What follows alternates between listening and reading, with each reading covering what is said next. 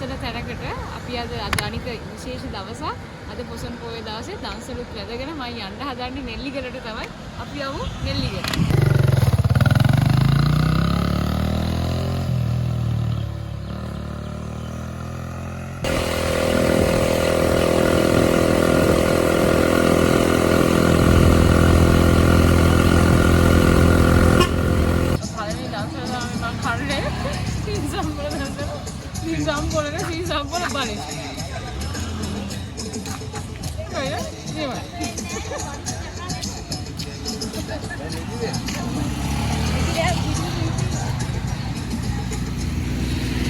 ඔන්න ගයිස් ඊළඟට මම කෑවා කිරිබත් දන්සලක්. මේකේ තිබ්බ ලුණු මිරිස නම් පට්ටම රසයි. ඔන්න කිරිබත්තුයි ලුණු මිරිසුයි කාලා මේ දැන් මම යන්නේ කුරුණෑගලින්. කුරුණෑගලින් නුවර පාරේ ගිහිල්ලා අපි නෙල්ලිගලට යන්න ඕනේ. ඔයාලට ඈතින් පේනවත් දන්නේ මේ ඇතුගලට නගිනවා ගොඩාක් පිරිසක්. අද ඉතින් හැමෝටම නිවාඩු නිසා මිනිස්සු ඇවිදින්න යනවා. ඉතින් අතුගලට සෑහෙන පිරිසක් ඇවිල්ලා කියලා පේනවා. ඊළඟට ඔන්න මම කෑවා බනිස් එකකුයි රසමරස බීම එකකුයි බිව්වා. මේක දීලා තිබ්බේ අස්ලී හොටෙල් එකේ මාවතගම. හරිම රසයි බීම එක ඒ වගේම රස බනිස් එකකුත් දීලා තිබ්බා. ඔන්න ඊළඟට ගයිස් මම බිව්වහම සීනි හැදෙන සව්වයකුත් බිව්වා. ඒකත් බිව්වට පස්සේ සෑහෙන අමාරු වුණා මට. ඒ තරම් පැන් රසයි. දැන් මේ අපි යන ගමනේදී සෑහෙන බාධකයක් වුණා මේ වර්ෂාව කියන එක. හැබැයි ගයිස් මම වැස්ස කියලා බැලුවේ නෑ. කෑවා අයිස්ක්‍රීම් මං හිතන ඔතන ඔය පෙන්නන්නේ අයිස්ක්‍රීම් දෙකයි තාම අයිස්ක්‍රීම් දෙකක් විතර කෑවා. දැන් මේ අපි යන ගමන් ඉන්නේ නෙල්ලිගල පැත්තට. නෙල්ලිගලට අපි යන තැනම තමයි මේ පෙන්නන්නේ ඔයාලට. අද ගොඩාක් ජනතාවක් ඇවිල්ලා හිටියා. අද ඇත්තටම පොසොන් පොයේ දවස නිසා මිනිස්සුන්ට ගොඩක් නිවාඩු තියෙනවා. ඉතින් කට්ටිය පවුල් පිටින් යාළුවෝ සෑහෙන ප්‍රමාණයක් නෙල්ලිගලට ඇවිල්ලා හිටියා. ඉතින් මේ මම දැක්ක එක දෙයක් තමයි නෙල්ලිගල ගියාට පස්සේ මේ නෙල්ලිගල තියෙන ස්තූප සහ බුද්ධ ප්‍රතිමා ගත්තාම තායිලන්තයේ නැත්නම් මේ සියම් දේශයේ තියෙන බුදු පිළිම හා සමානයි. ඇත්තටම කියනවා නම් ලංකාවේ ඉතිහාසය ගත්තාම ඉස්සරින්දම අපේ ලංකාව සහ සියම් රට, ඒ කියන්නේ තායිලන්තය බුද්ධ ආගම පැත්තෙන් ලොකු සම්බන්ධතාවයක් තියපු රටවල් දෙකක්. ඉතින් ඒක නිසා ඒ සම්බන්ධතාවය මට පේන්නේ තාමත් ඒ විදිහටම තියෙනවා. ලොකු සම්බන්ධතාවයක් තියෙනවා සියමත් එක්ක අපේ ලංකාවේ අය.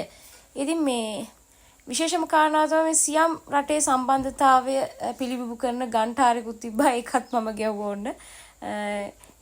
ඒකත් පොඩි නව අත්දැකීමක්. මේ පේනවා ඇති ඔයාලට ගොඩාක් ජනතාවක් අද නෙල්ලිගලට ඇවිල්ලා ඉන්නවා.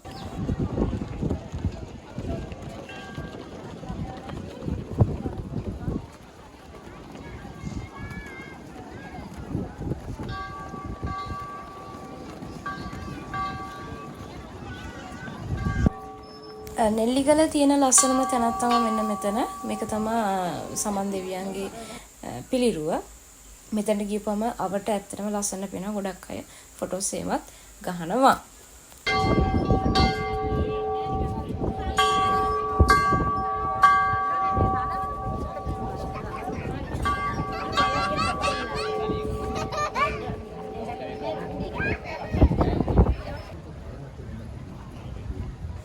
ඔන්න ගයිස් දැන් මම නෙල්ලිගලින් යන්න තමයි හදන්නේ. හැබැයි යන්න කලින් කරන්න දෙයක් තියෙනවා.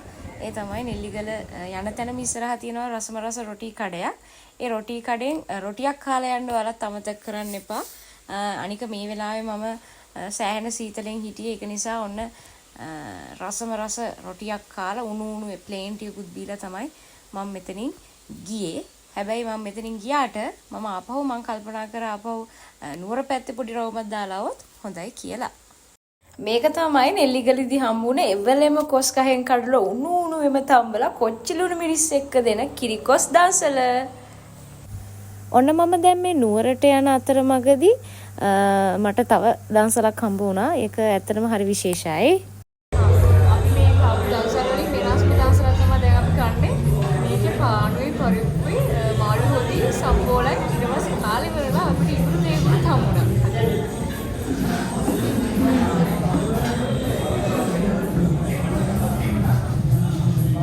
පාන් දන්සල කාලා ඉවර වෙලා එළියට බහිනකොට ඔන්න ඕක තමයි වාතාවරණේ. ඉතින් අපි එතෙන්ටලා චුට්ටක් වෙලා හිටියා. මොකද සෑහෙන්න වැස්ස. නමුත් අපේ ගමන අපි අතෑරියේ නැහැ.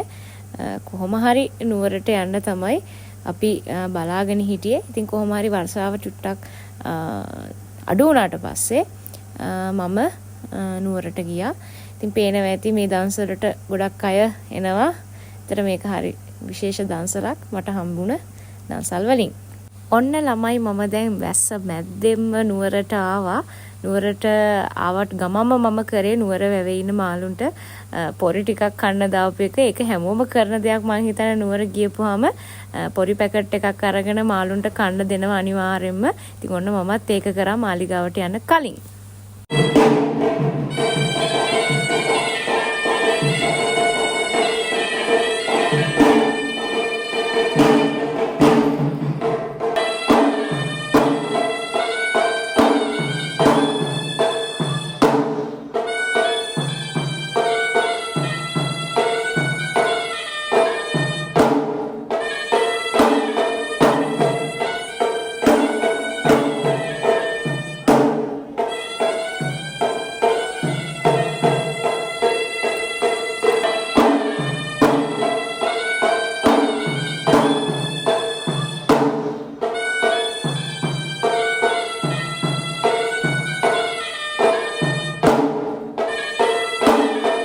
ඔන්න ඉතින් මම දලදා වහන්සේට මල් පූජා කරලා ඉවර වෙලා පහන් සහ සුවඳ දුම් පූජා කරන්න තමයි මම ආවේ.